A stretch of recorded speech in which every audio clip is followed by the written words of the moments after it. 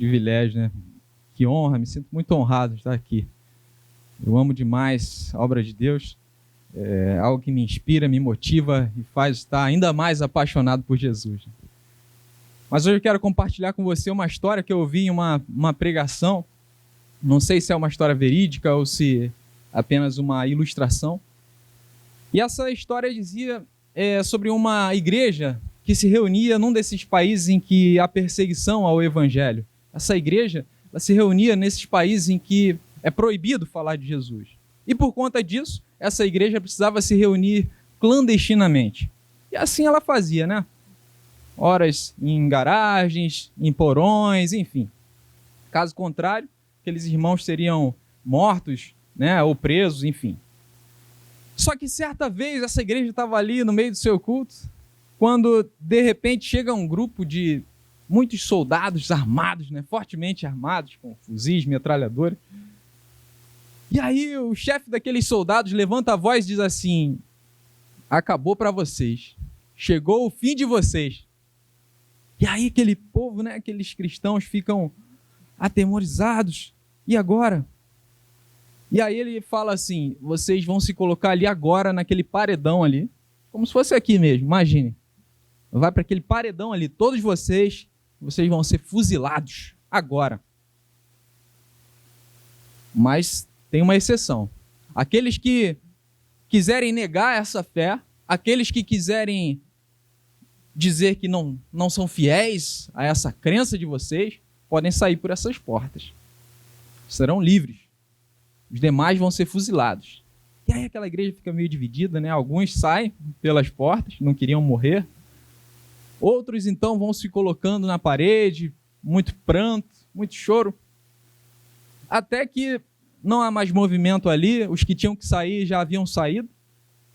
E todos já se colocaram na parede. E aquele chefe dos soldados, mais uma vez, levanta a voz e diz assim: agora que não tem mais movimento, todos já estão posicionados, vocês podem voltar aos seus lugares. Pastor, pode continuar o culto? E aquele pastor olha assim: mas como assim? Não vamos ser fuzilados? Não, pastor, nós somos cristãos também. A gente só queria que ficasse aqui os valentes do Senhor. E eu quero te perguntar, quem é valente do Senhor? Está aqui nessa noite? Você está aqui? Amém. Então abra aí a sua Bíblia. 1 Samuel. Quero ler um texto bem conhecido. Primeiro, não é 1 Samuel, primeiro, porque é o livro, não é carta. Primeiro livro do profeta Samuel.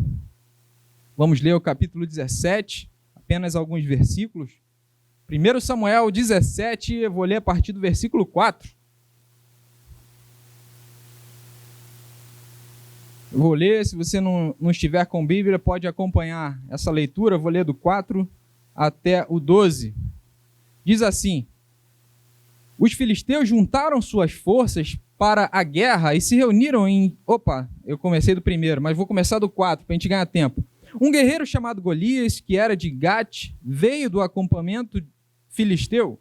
Tinha 2,90 metros de altura. Ele usava um capacete de bronze e vestia uma couraça de escamas de bronze, que pesava 60 quilos. Nas pernas, usava caneleiras de bronze e tinha um dardo de bronze pendurado nas costas. A haste de sua lança era parecida com uma lançadeira de tecelão e sua ponta de ferro pesava 7,2 kg. Seu escudeiro ia à sua frente. Golias parou e gritou às tropas de Israel: por que vocês estão posicionados para a batalha? Não sou eu um filisteu e vocês os servos de Saul? Escolham um homem para lutar comigo. Se ele puder lutar e vencer-me, nós seremos seus escravos. Todavia, se eu o vencer e o puser fora de combate, vocês serão nossos escravos e nos servirão. E acrescentou: eu desafio hoje as tropas de Israel, mandem-me um homem para lutar sozinho comigo. Ao ouvirem as palavras do filisteu, Saul e todos os israelitas ficaram atônitos e apavorados. Davi era filho de Jessé, o efrateu de Belém de Judá. Até aqui. Vamos pular aqui agora para o versículo 48. Diz assim: quando o filisteu começou a vir na direção de Davi, Este correu para a linha de batalha para enfrentá-lo. Tirando uma pedra de seu alforje, arremessou-a com a tiradeira e atingiu o filisteu na testa, de tal modo que ela ficou encravada. E ele caiu, dando com o rosto no chão. Amém? Vamos orar, Senhor. Eis aí a tua palavra, eis aqui o teu povo, Pai. Fale aos nossos corações de maneira tão impactante, a ponto de transformar as nossas vidas, transformar as nossas mentes, Senhor. Que a tua palavra penetre em cada coração aqui. Precisamos de ti, Senhor, e nada podemos fazer sem a tua presença. Portanto, fale conosco nessa noite, em nome de Jesus. Amém. Amém, queridos. Vivemos um tempo de crise, uma crise global. Um problema que talvez seja novo para muita gente aqui, uma pandemia. Vivemos crise também em cada esfera da sociedade. Crise na saúde, crise na educação, crise na economia, crise no governo. Vivemos realmente um período de muitas crises. Não está fácil. Vemos os pobres se tornando cada vez mais pobres, uma classe média cada vez mais extinta. Vivemos problemas realmente muito difíceis. Nesse contexto também, temos um período do nosso governo de transição, porque, eu digo transição, elegemos um presidente que, na medida que estava tentando implementar alguns planos, não estou aqui fazendo apelo político, não, só uma constatação de um fato, ele teve que interromper muitos planos, ou até cancelar outros devido a esse problema. O fato é que vivemos uma transição. Depois de muitos anos, mudamos um pouquinho o nosso governo. Eu estou dizendo isso porque, ao ler esse texto aqui, nós percebemos que Davi, ele viveu um período mais ou menos parecido com o que vivemos hoje. O povo de Israel viveu um período mais ou menos parecido com o que vivemos hoje. Um período de transição. Israel passou por um período de aproximadamente 300 anos, chamado o período dos juízes. O que era isso? Foi um período, para muitos estudiosos, talvez o período mais negro da história do povo de Israel. Um período tão difícil, um período talvez que o povo mais se corrompeu. Um período em que o povo mais se contaminou, mais se perdeu.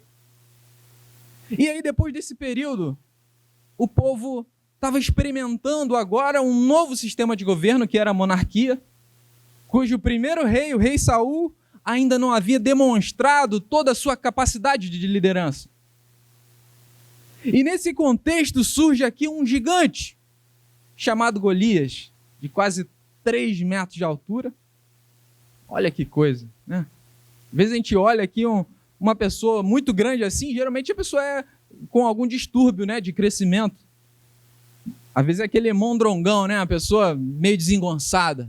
Mas a Bíblia diz que ele não. Ele era um homem preparado para a guerra desde a sua mocidade, desde a sua juventude. Era um cara, assim, era um brutamonte, né? Um cara de 3 metros de altura. Um gigante guerreiro. Imagina aquele armário, né? Não tem lutador de MMA que não tremesse diante de um cara desse. E esse gigante, ele começa a confrontar o povo ali diante de todo mundo. Todo o exército de Israel, homens preparados para a guerra. Mas diante daquele gigante, eram pessoas que estavam fugindo da sua responsabilidade. E ele começa, vem cá! Quem é homem aí? Quem é macho para me enfrentar? Tem algum homem aí? Ele começa a confrontar assim, seus maricas, seus frouxos. Quem é homem para me enfrentar? Ninguém se levantava, todos com medo por causa do tamanho do gigante. Ora, quem ia lá enfrentar aquele cara gigante, aquele armário, né? Para botar inveja mesmo no time de basquete.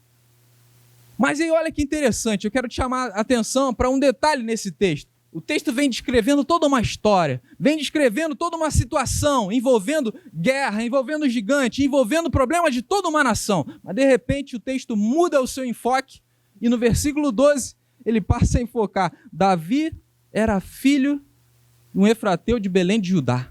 Olha que coisa. Vem falando de guerra, vem falando de gigante, vem falando de um problema de envergadura nacional. Mas aí no versículo 12 vem o enfoque deixa de ser toda essa situação e passa a ser um menino.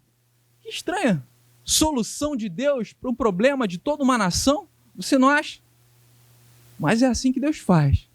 Deus escolhe as coisas que não são para envergonhar as que são.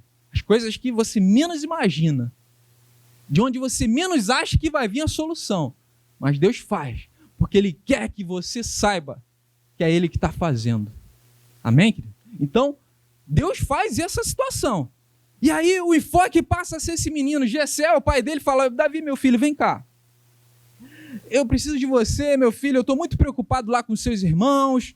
Estão lá na guerra, não sei o que está acontecendo. Davi, faz o favor, vai lá nos seus irmãos, vai lá no arraial e traz notícia dos seus irmãos para mim. Eu estou muito preocupado com eles. Eu quero saber como eles estão. E aí, Davi, obediente, menino bom. Claro, pá, vou lá. Leva aqui, Davi, esses queijinhos aqui, essa comida aqui. Estou muito preocupado. Vê lá como eles estão. E Davi vai, segue viagem. Quando ele está chegando lá no arraial, né? Quando está chegando, ele começa a ouvir aquele burburinho, começa a ouvir aquele tumulto. O que está acontecendo aqui? Ele começa a ouvir aquela afronta, aquele gigante. Começa a ver o povo dele, o povo de Deus, sendo humilhado por um gigante. Quem é esse incircunciso aí que está falando do meu povo, do povo de Deus? Quem é esse miserável? E aí, Davi, esse aí é o gigante, né? Representante aí dos filisteus. Ele está desafiando aí o povo. Mas ninguém vai lá, né? Ninguém é maluco. O que é isso? Como pode? Olha o que ele está falando. Ele está desafiando o povo de Deus. E ninguém vai lá. Não é possível. E o que o rei pensa disso? Davi, o rei está esperando alguém, né? Se candidatar. Mas é brabo, né? É complicado. Não é possível. Não, e o rei ainda disse, Davi, que olha, quem for lá, o rei vai dar uma recompensa aí muito boa. Aí o que vai ganhar? Quem for lá, o rei falou que vai cobrir esse cara de riquezas. Ele falou que a família desse cara vai deixar de pagar imposto em Israel. E digo mais, agora que vem a melhor parte. Ele falou que vai dar a filha dele como esposa. Aí o quê? Não é possível que ninguém vá lá. Davi, é isso mesmo. Não. Fala de novo. O que é? Eu não ouvi direito. É isso mesmo, Davi. Ó, o rei falou que vai dar riquezas. A família desse cara que venceu o gigante vai deixar de pagar imposto em Israel e ele ainda vai casar com a filha do rei. Não. Não é possível. Não é possível. Muita bênção. Não é possível que ninguém vai lá. Ele pergunta pela uma terceira vez. Aí falam, Davi, é isso. Não é possível. Os irmãos de Davi, olhando aquela situação, falam, Davi, meu filho, você é um menino mau. Davi, você veio aqui só para jogar na nossa cara, nossa covardia, nosso temor. Você não. Eu estou perguntando isso porque é muita bênção para uma pessoa só. Se ninguém vai lá, eu vou. Não é que, de repente, meu irmão, eu não sei o que está passando aí na sua vida. De repente tem uma oportunidade passando na tua frente. Você está com medo de agarrar essa oportunidade. Fica atento. Amém, querido? E aí Davi falou, não vou deixar essa oportunidade passar na minha vida. Eu vou lá. Eu vou agora. Calma, Davi, não é assim não. Você tem que falar com o rei, porque você tem que representar aqui, né, o povo de Israel. Naquela época era assim, né? Tinha isso. Às vezes duas nações se enfrentavam, mas eles escolhiam o seu principal guerreiro. E ali aquele guerreiro, né, ele representava aquela nação, e os dois melhores definiam qual seria a nação vencedora. O que vencia iria definir a nação que seria vencedora. Não sei se vocês viram aquele filme, né, Troia, né, mostra bem essa situação. Né? Aquiles representava ali os troianos, ele vencia batalhas em nome do povo de Israel, em nome dos troianos. Então, Aquiles era até interpretado pelo Brad Pitt. Não sei se vocês viram essa situação. É mais ou menos assim, querido. Então, Golias representava ali os filisteus, e aí o povo de Israel estava ali, né? Davi, eu vou lá. Então, levaram Davi até o rei. E aí o rei ficou sabendo que tinha um maluco querendo enfrentar ali o gigante. Não, traz esse guerreiro. E aí, quando chegam lá com Davi na tenda real, o rei olha assim, não... Vocês estão de brincadeira comigo. Não é um guerreiro que vai enfrentar aí o gigante? Cadê o guerreiro? Aqui, seu rei. Esse menino corajoso, valente. Aí, não. O seu rei, por favor, posso falar? Davi pedindo, né? Pô, tira esse menino daqui, eles estão brincando. Por favor, você fala aí, moleque. seu rei, deixa eu falar uma coisa para o senhor, eu não sou guerreiro, mas eu tenho um Deus que é comigo. Eu queria ver o discurso de Davi, né? Devia ser algo fantástico, para ele convencer o rei, para ele representar o povo de Israel. E aí Davi começa a falar, seu rei, eu estava lá cuidando das minhas ovelhinhas, quando de repente chegou um leão, e aí ele abocanhou uma ovelha minha. Ah, seu rei, não ficou assim não. Eu fui lá, pulei em cima do leão, abri a boca dele, peguei minha ovelha de lá, acabou. Acabei com a raça daquele leão. Não, Davi, mas ele é um gigante. Não, seu rei, por favor, não acabou não. Depois veio um urso, veio um urso, e abocanhou mais uma ovelha minha. Sabe o que eu fiz, seu rei? Pulei em cima do urso. Pulei em cima dele, rolei, matei o urso. E com aquele filisteu lá, com aquele incircunciso, não vai ser diferente. Eu vou lá e vou acabar com a raça daquele miserável. Ah, Davi, tá bom, Davi. Você vai, mas deixa eu contribuir aqui com o teu suicídio. Vamos lá, vamos ver se te ajuda. Coloca aqui a minha armadura. E ajudam Davi lá a colocar a armadura do rei, né? Dá aquele jeitinho, né? Às vezes a gente procura, né? Escapatória, procura jeitinhos para resolver o nosso problema. Mas não adianta, não adianta. E aí Davi coloca a armadura do rei e começa, anda aí, Davi. Aí Davi começa a andar. Não consegue andar direito. Não dá, seu rei, não dá. Com essa armadura aqui não dá, eu não consigo nem me mexer. Deixa eu tirar isso aqui, deixa eu ir do meu jeito, do jeito que eu sou. E aí a gente tira mais uma lição, né? É com aquilo que Deus colocou na tua mão que ele vai fazer o milagre. É com aquilo que está hoje na tua mão. Deus quer mostrar que é ele que faz. Creia no sobrenatural. E aí Davi tira aquela armadura. E ele, agora sim, agora eu vou lá e vou fazer a festa. Vou pegar umas pedrinhas e vou lá. E aí foi o que aconteceu. O rei permitiu e a gente já conhece o desfecho dessa história. Por que eu estou trazendo essa história aqui para você? Uma história muito conhecida. Todos aqui com certeza já conhecem essa história. Primeiro porque a palavra se renova. Mas segundo, principalmente porque cada um de nós tem gigantes em nossas vidas que precisam ser enfrentados, alguns até diariamente. Eu não conheço a tua vida, não conheço a tua história, mas certamente você tem um gigante que precisa ser enfrentado. Às vezes o gigante é o seu próprio casamento, como o Robson aqui bem falou, né? Temos desafios. Às vezes o teu casamento está correndo sério risco de acabar. Às vezes é um filho que está aí perdido. Às vezes o teu gigante é a tua empresa que está indo de mal a pior, influenciada até por essa pandemia, quem sabe. Às vezes o teu gigante é uma prova, é um concurso que você vai fazer. Às vezes é uma prova na faculdade. Enfim, são tantos gigantes que enfrentamos. Às vezes é no teu trabalho, você está numa situação difícil, um clima horrível. Mas enfrentamos gigantes diariamente. E eu quero trazer aqui para vocês algumas reflexões sobre as quais precisamos ter em mente para enfrentar os gigantes de nossas vidas. E a primeira delas é que para enfrentar esses gigantes, nós precisamos tapar os ouvidos à voz do pessimismo. O que eu quero dizer com isso? Davi, quando ele começou a chegar lá perto daquele arraial, começou a ouvir aquele povo temendo diante do gigante, aquele povo amedrontado. Ele começou a ouvir palavras contrárias, palavras de pessimismo, de desânimo. Até o próprio rei tentou desanimar Davi, tentou tirar ele da jogada. Mas aí ele não deu ouvidos. Não deu ouvidos. Deixa eu contar uma história aqui para você, bem rapidamente. Você conhece aquele presidente chamado Roosevelt, um presidente americano, né? Foi o 32º. Roosevelt era um cara brilhante, inteligentíssimo. Estudou em uma das mais renomadas universidades do mundo. Estudou em Harvard, estudou em Columbia. Brilhante, um gênio.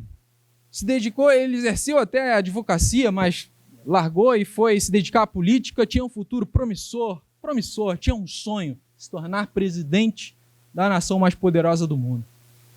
E ele batalhou, ele falava muito bem, era uma pessoa inteligente, sabia argumentar muito bem, descolado, e estava indo muito bem, tinha uma carreira brilhante na política. Mas aos 39 anos ele foi acometido de uma doença, poliomielite, que o paralisou da cintura para baixo. E muitos falaram para ele, acabou para você. Roosevelt, desiste, não dá mais para você, você tinha uma carreira muito boa, mas é hora de descansar. Afinal, Para ser um presidente, você precisa, sabe, ter postura, você precisa convencer as pessoas. E quem vai te seguir? Quem vai confiar mais em você? Quer saber? Você já sabe, né? Se tornou presidente. Mas digo mais, ele entrou para a história, porque ele foi o único presidente da história dos Estados Unidos a ser eleito 4 vezes consecutivas. Um homem que não desistiu do seu sonho. Eu não sei qual é a situação que você está passando. De repente você está quase jogando a toalha. Mas eu te digo nessa noite que é no meio da crise, é no meio da dificuldade que nascem os verdadeiros heróis. É no meio da crise, no ventre dessa crise, que nascem os valentes do Senhor. Amém? Segundo ponto que eu queria refletir aqui com vocês, para enfrentarmos esses gigantes de nossas vidas, nós precisamos ter determinação. Olha o que diz aqui o versículo 48. Quando o filisteu começou a vir na direção de Davi, este correu para a linha de batalha para enfrentá-lo. O Davi foi correndo, sabe? Um cara determinado, um cara disposto, com garra, com vontade. Ele não temia, ele tinha completa determinação, porque ele sabia quem estava com ele. Determinação, irmão. É isso que falta muitas vezes em nossas vidas. Já que eu estou falando aqui de presidente, política, vou falar de mais um, bem rapidamente. Já ouviu falar, é óbvio, né? Abraham Lincoln. Ele não é um presidente qualquer. Se você for colocar lá, né, na pesquisa, você vai colocar assim, o maior presidente dos Estados Unidos de todos os tempos. Vai aparecer lá. Pode pesquisar, pode pesquisar. O maior de todos os tempos. Vai aparecer lá, Abraham Lincoln. Querido, mas ele não nasceu com esse reconhecimento. Ele nasceu pobre, teve uma infância difícil, nasceu na roça, trabalhou duro na enxada o dia inteiro para estudar de noite. Foi um empreendedor, com 22 anos, foi o seu primeiro fracasso. Ele faliu. Aos 23, fracassou tentando entrar na legislatura. Aos 24, tentou os negócios de novo, faliu pela segunda vez. Aos 27, foi acometido de uma doença que afetou todo o sistema nervoso dele, um colapso nervoso. Aos 29, fracassou na tentativa de ser presidente da Câmara. Aos 31, não conseguiu entrar no colégio eleitoral. Aos 39, fracassou na disputa para o Senado. Aos 41, não conseguiu entrar no Congresso. Aos 47, fracassou na disputa pela vice-presidência. Aos 49, fracassou pela segunda vez na disputa para o Senado. Mas aos 51 anos, foi eleito o maior presidente da história da nação mais poderosa do mundo. Foi o 16º presidente dos Estados Unidos. Querido, não sei quanto você está determinado a vencer, mas eu quero te dizer, você não nasceu para ser um fracasso. Não sei se você já leu, lá em Jeremias 1,5, diz que antes de você se formar no ventre da tua mãe, ele já tinha te escolhido, meu irmão. Ele já tinha um plano para a tua vida. Ele já tinha um propósito. E os sonhos de Deus, isso você já sabe, são maiores do que os nossos. Deus tem sonhos grandes contigo. Deus tem sonhos grandes. Não sei se você fracassou uma vez ou duas até. Enfim, nosso Deus é Deus de recomeços. Não desista daquilo que Deus sonhou para você. Daquilo que Deus quer te levar. Deus tem coisas maravilhosas para a tua vida. Deus não te criou para ser um fracassado. Creia nessa palavra. E o último ponto que eu queria refletir aqui com vocês é que para você vencer os gigantes da vida, você precisa crer no poder sobrenatural de Deus. Era um confronto completamente desproporcional. Um gigante, guerreiro, preparado para a guerra, contra um menino. Menino. As armas eram completamente desproporcionais. Lança, espada, couraça, escudo, capacete. Contra uma atiradeira, um estilingue, enfim, pedrinhas. Mas o melhor de tudo, a vitória também foi desproporcional. Porque enquanto Golias confiava em si mesmo, Davi confiava no Senhor dos Exércitos. Confie no Senhor dos Exércitos. Confie naquele que pode te levar à vitória. Não sei se tem alguém aqui com mais de 70 anos. Acho que não, né? Você não viveu, mas certamente você acompanhou aí por vídeos. Copa de 50, sediamos né? A Copa do Mundo aqui, Brasil, a seleção favoritíssima ao título, e demonstrou isso em campo, saiu goleando 7-1, 6, não é goleada de hoje não, é 7-1, 6-1, 4-0, isso seleção contra seleção, não é time não. Saiu goleando, chegou na final, franco favorito, Brasil, em casa, Maracanã lotado. Foi enfrentar uma seleção muito menos expressiva, o Uruguai. E aí você já sabe o resultado, né? 2-1, perdemos. E aí? Calou toda uma nação. Eu quero dizer o seguinte, ninguém chega à vitória confiando em si mesmo, meu irmão. Ninguém sabe. Você pode vencer como não. Agora, quando você vai confiando no Senhor, aí é a certeza da vitória. Amém, querido? Então, quando você estiver diante do gigante na sua frente, estiver diante da sua dificuldade, creia que o Senhor dos Exércitos vai te levar à vitória. Amém? A vitória é certa, porque em Deus nós somos mais do que vencedores. Não é só vencedores, não. Mas Ele vai além. Ele te mostra que Ele faz a diferença. Amém? Deus te abençoe. Essa era a palavra que eu queria compartilhar com você. Amém? Deus te abençoe.